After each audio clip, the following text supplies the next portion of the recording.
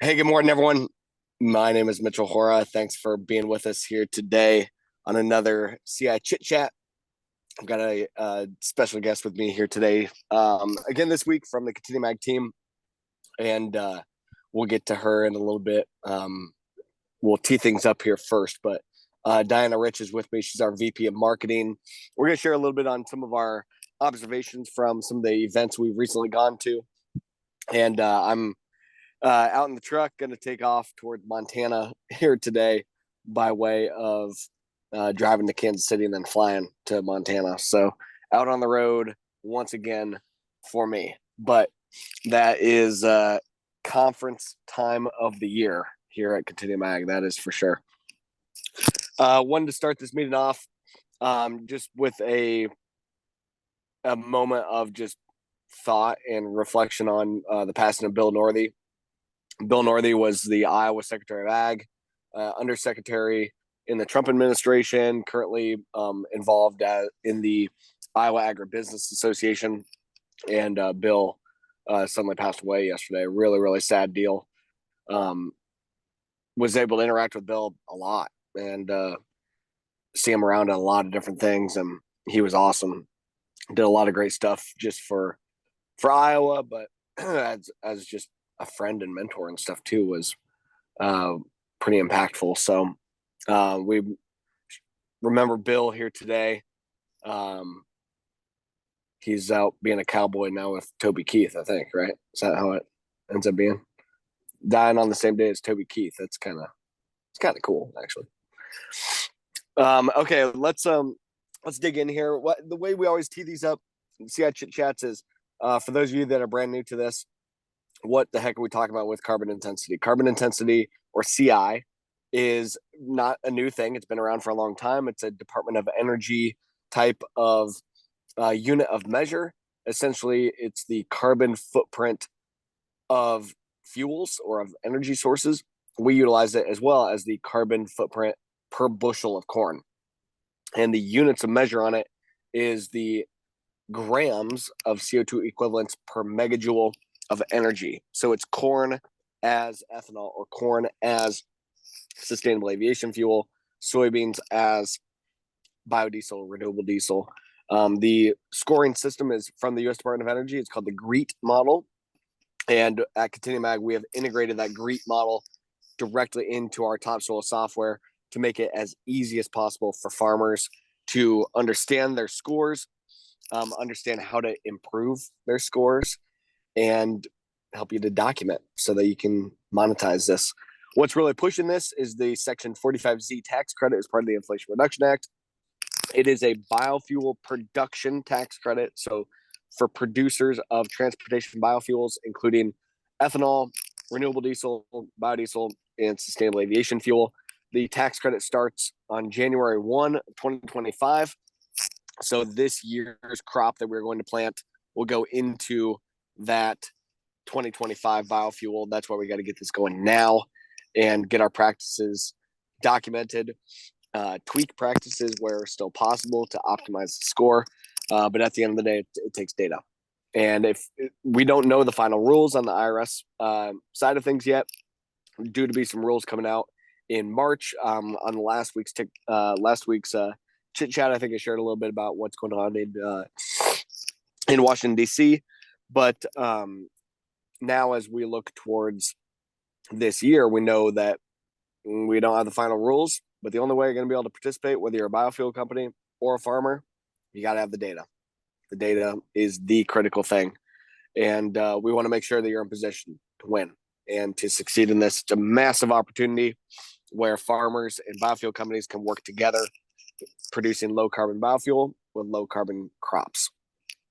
So, Diana, want to have you jump in here a little bit, and anyone that's got questions, we do have a couple of them that have come in throughout the week, a couple of really great ones, I think. But if you guys have questions, toss them in the chat. We definitely want to get to those. Diana, like I said, is our VP of Marketing. Maybe Diana, just introduce yourself a little bit more, kind of some of your background, maybe your what you and your husband have going on, of course, too, on the farm, and tee things up from there. Yeah, awesome. Yeah, I'm excited to join you here this morning, Mitchell. usually just joining in from the back end, making sure people are getting admitted and things like that. So happy to be here this morning.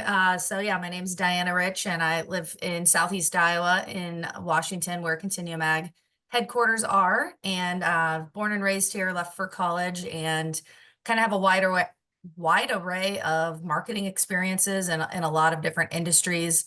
My husband, Darren, farms on his family farm, has worked there since he can remember, and currently runs the family farm with his brother currently. They own a grain elevator in Crawfordsville, and then they own a custom manure application business where they drag line manure for customers. So it's been fun kind of learning more about Continuum Ag and this carbon intensity stuff, and being able to kind of connect more and learn more about farming and my husband's business. And yeah, last week had the opportunity to go to Florida and speak with some growers, and just really awesome, just kind of digging more into agriculture and all the exciting things going on. So yeah. Yeah. No, that's awesome. Diana, you've been here since September, October, somewhere in there. October. Yep. October. So, I mean, relatively new, but obviously, as you guys from the outside looking in, we've really ramped up our messaging, social media, marketing, all these webinars, all these events that we're going to.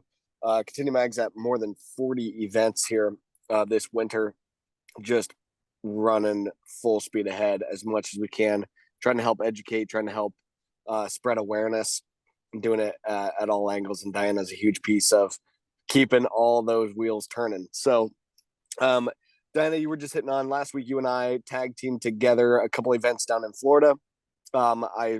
We were at the Uncommon Farms event. They used to be called Family Farms. Uncommon Farms. It was our first time. This was our first time getting down there, and we thought it was pretty awesome. Maybe let's hit on that first, and I'll talk about the other event that I was at, Growth Energy. But maybe tee up Uncommon Farms just a little bit and what you thought about the event. Yeah. So this group of farmers, yeah, we're in Florida for their winter conference on Uncommon Farms, and we were a strategic partner. So we just had a table when they, had meals and things, and people would stop over, and we ran CI scores for about 20 different farmers, and just kind of an eye-opening experience for them. So it was really fun to explain what the 45Z tax credit is and what carbon intensity is going to mean for them on their farm, and potentially putting a lot more money in their pockets. So Mitchell spoke at a couple breakout sessions, or spoke at one breakout session about carbon intensity. Full room, just farmers were eager to learn about what's going on in the space and listen to Mitchell speak about that. And then Mitchell was able to be on a panel as well. So great opportunities to just spread the word about what's going on with carbon intensity and CI scoring. Yeah. At these farmer events, guys, the carbon intent, everyone talks about carbon, of course, but carbon intensity is obviously the new topic, and we're kind of introducing it for the first time. We have got to ramp up awareness about this because it's go time. This is the year. It's a crop that we're going to grow this year, and we got to get that data through verification. We got to have things documented. We got to go now. So that's where we're spreading the word on. We got to have awareness from the farmer side, because we need volume of low carbon bushels to make this work. While in Florida, I also spoke at the Growth Energy conference. Growth Energy is one of the main trade organizations for the biofuel space. Some major players involved and in the room, including Poet, and was on the stage down there speaking as well. I was joined on stage by a couple folks, but main one was the CEO of Gevo. Gevo is producing sustainable aviation fuel using ethanol. They're early stage, building out a lot of stuff. But what's amazing to me is the ethanol production in this country is about 16 billion gallons a year, uses just shy of 6 billion bushels of corn. The sustainable aviation fuel market for the US and our potential is to produce 22 billion gallons, even bigger than the ethanol space. So what's interesting in going to these meetings is the only way that sustainable aviation fuel, by definition, means that it has half the carbon intensity of regular jet fuel. So from the very beginning and constantly throughout these ethanol and biofuel seminars and these events, they are constantly talking about carbon intensity. It is all the time. Everyone at those events is super honed in on it's got to be low carbon. We've got to have data. It's got to be documented, and like super go and all on the same page. Such a contrast from in the farming space and at the agricultural events where we're not necessarily talking about carbon intensity. We talk about data a little bit, but not necessarily for a specific purpose or outcome. And at these biofuel places, it is very clear that the farmer piece has got to be included. They were talking a lot about that. We now know that with the Washington, D.C. work group, that there's going to be some updates coming to GREET, likely in March is what they said, and that they were talking about having that farmer level data directly included. Like, we know that this stuff is coming. The biofuel guys know that this stuff is coming, but in the farmer events, we're hardly talking about it. So we've got to keep spreading that word. The was I thinking on that sustainable aviation fuel piece, they can produce sustainable aviation fuel out of ethanol. And one of my takeaways from it, ethanol is this is all just chemistry, right? It's just organic chemistry, and they're creating these carbon-based fuels, but doing it by converting sugars and alcohols into these fuels, right? Rather than using petroleum and fossil fuels. A ethanol molecule has 2 carbons. A sustainable aviation fuel or jet fuel has 12 carbons. So for context now of an ethanol molecule being fairly basic, just 2 carbons long, and a jet fuel being 12 carbons long. So just another step in the chemical process to convert from ethanol to sustainable aviation fuel. The last takeaway on all that, say that the ethanol space reduces, right? Say that the demand for ethanol reduces because of electric vehicles and such. The main thing that these guys are talking about is if the demand for ethanol going into cars goes away, that ethanol is more than needed to go into sustainable aviation fuel. So we have got to continue to invest in the space, ramp up those efforts.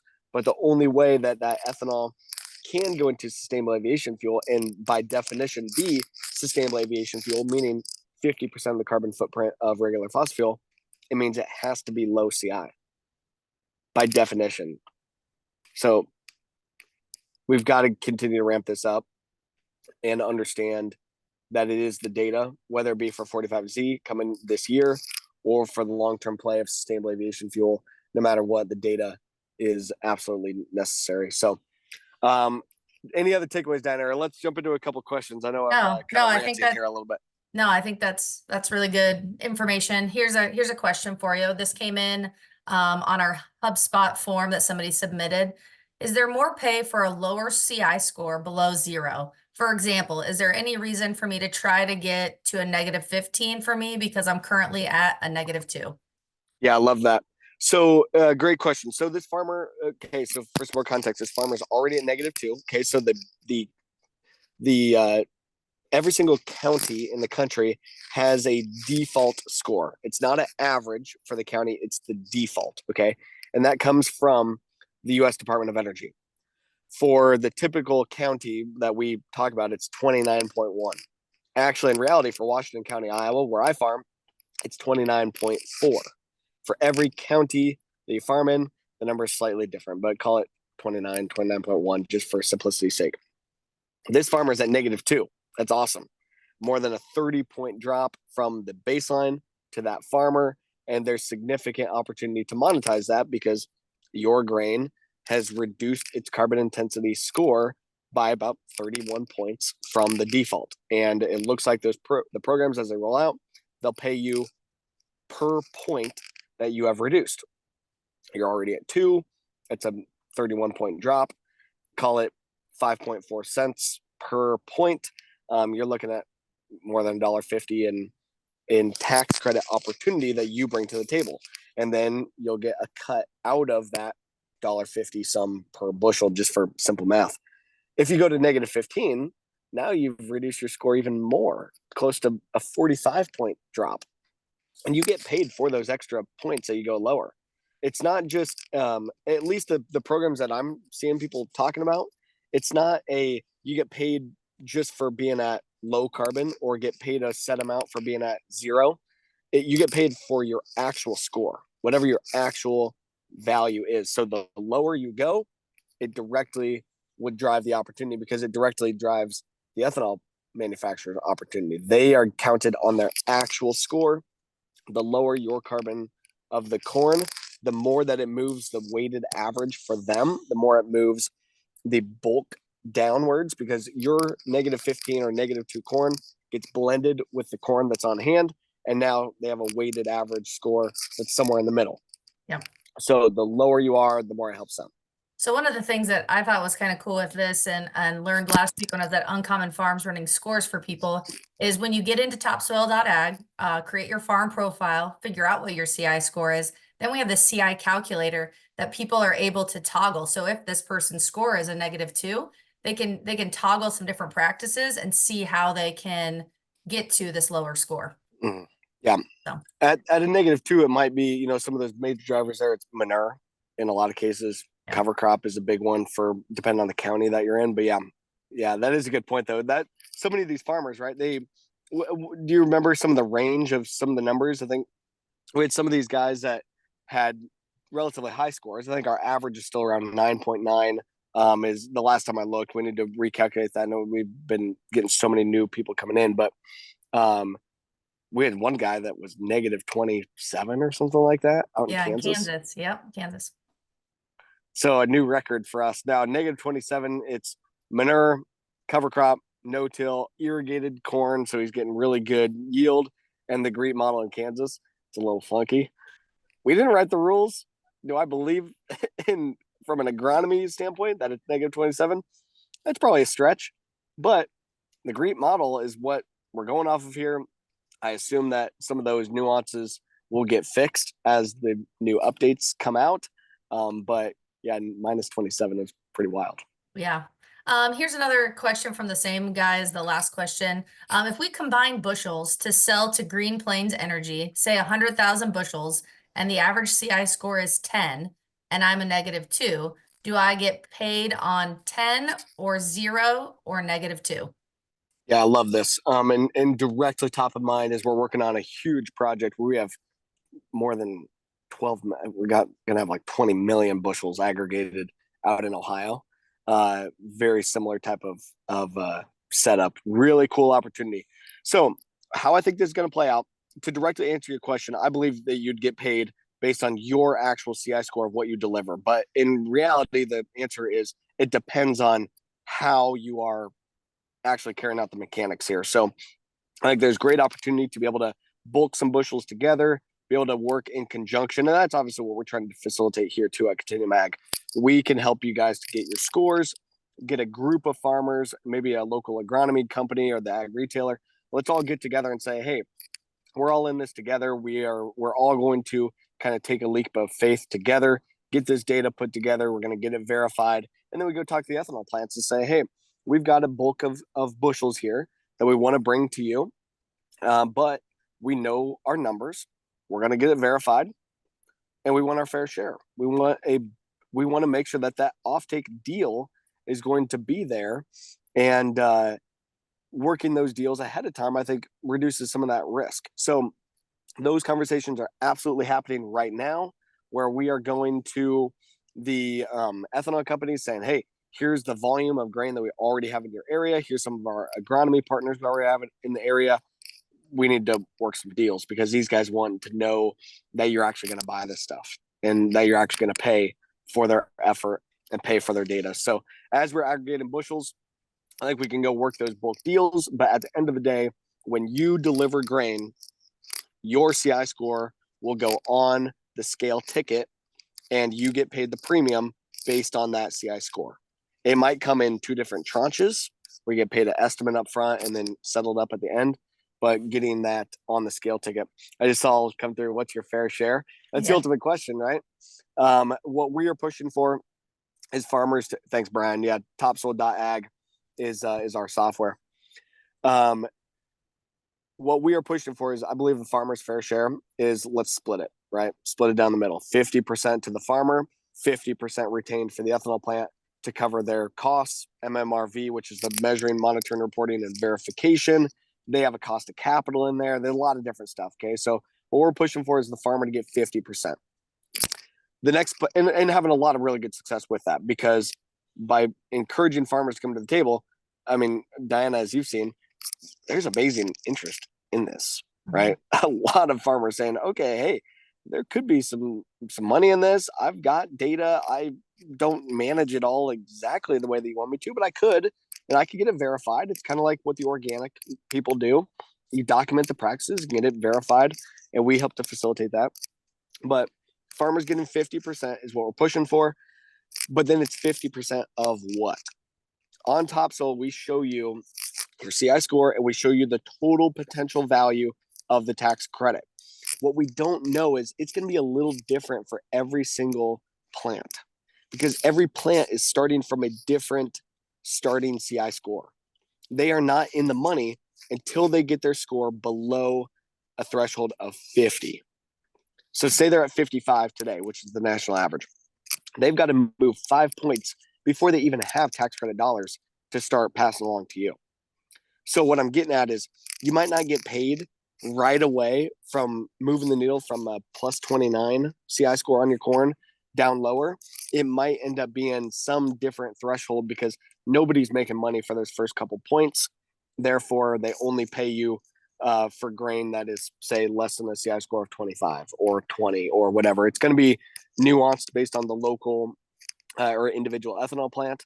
And those nuances are what's still to be worked out. I don't think we're going to see those specific nuances until this summer. I don't see anybody that's going to make definitive claims until we have the IRS rules. Maybe starting to throw some stuff out there, like I said, by the summer. In the short term, though, the key thing that we're pushing on is just getting more ethanol companies talking about this, saying, farmers, yes, we do want you to be part of the solution. We will pay you for your contribution, and we'll split the money to make sure that this is a good deal for both of us. Yeah, because the wild thing is, this is a law going to affect June or Jan 1, 2025, and it's the crop from 2024. So it's huge right now for farmers to be talking about it. Go time now. Yeah.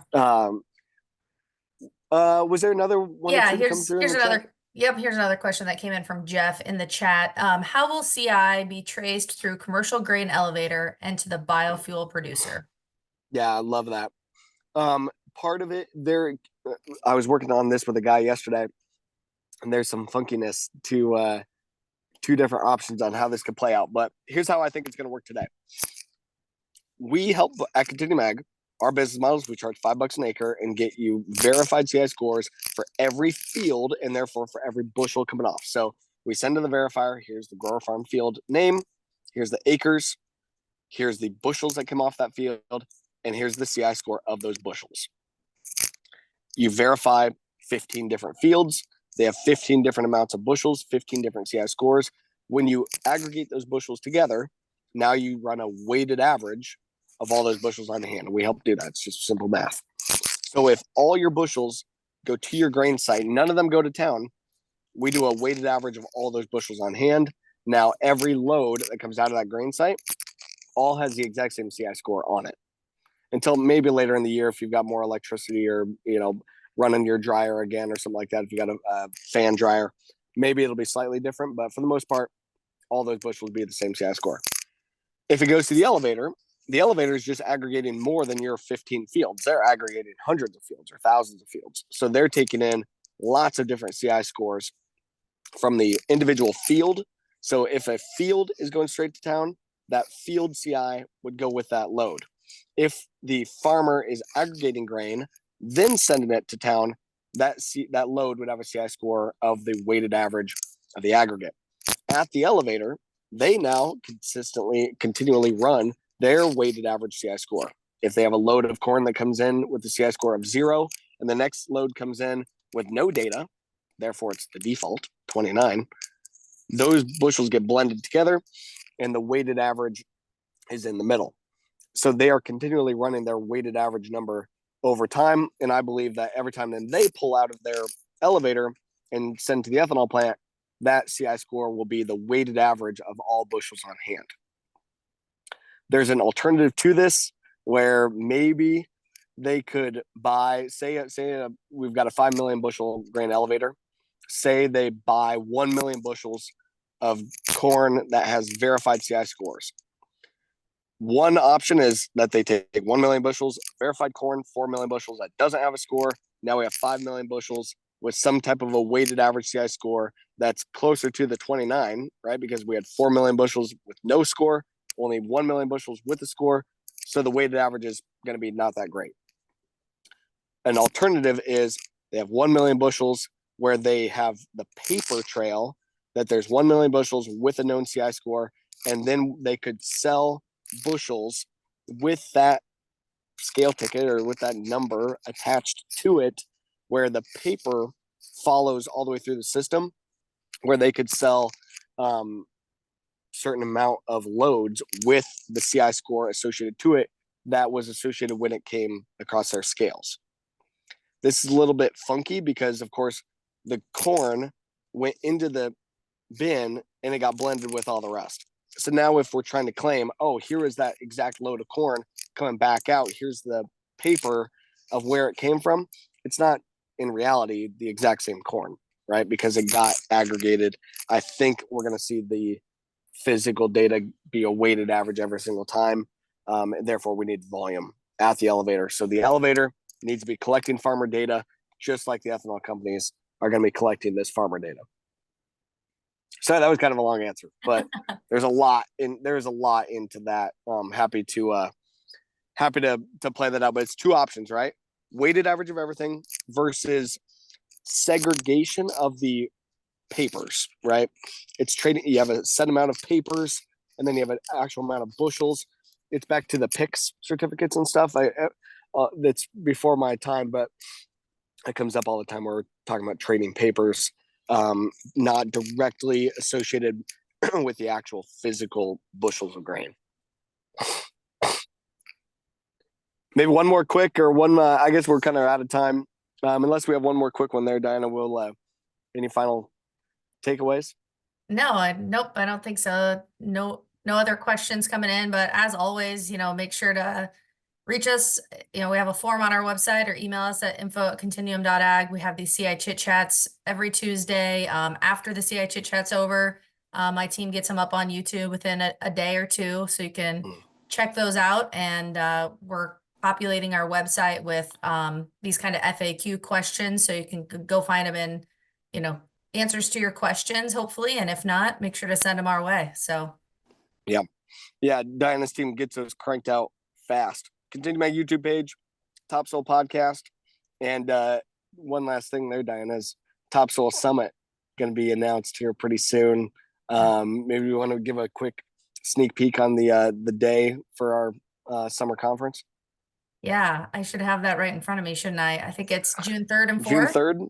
Yep, June 3rd in Riverside. So yeah, more information coming soon. So mark your calendars.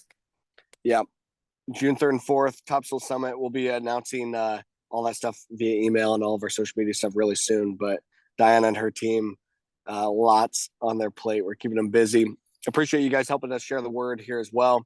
Loop us in on those conversations with those elevators, with those the bulk farmers that are saying, hey, let's go do this together, and with those ethanol plants as well. We got the material put together, ready to rock and roll. The TopSoil Summit, Jeff will be down in our neck of the woods, southeast Iowa, at the Riverside Casino and Golf Resort. They've got a nice conference area. We'll have a block of rooms and stuff. It will fill up really fast, but Riverside Casino, and then we'll do some stuff at the farm as well. So, but southeast Iowa, looking forward to seeing you guys all there. But anyway, thanks, Diana, for joining me. Thanks everyone for hopping on. We'll see you next week. Have a great day, everybody.